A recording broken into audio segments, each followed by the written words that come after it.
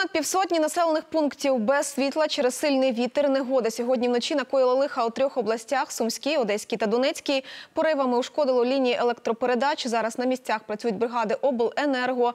Крім того, у ДСНС попереджають сьогодні в більшості північних, центральних та південних областей можливий мокрий сніг.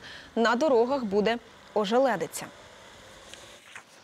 Ну а Київ зранку накрив смог. Найгірша ситуація була у Дніпровському та Дарницькому районах. Зокрема, Київська служба порятунку повідомила про перевищення у повітрі діоксиду азоту в 5 разів, діоксиду вуглецю в 4 рази, формальдегіду в 43 рази. Зазначають, забруднювальні речовини утворилися в результаті роботи промислових підприємств та автомобільних викидів. Фахівці радять зачинити вікна і обмежити перебування просто неба.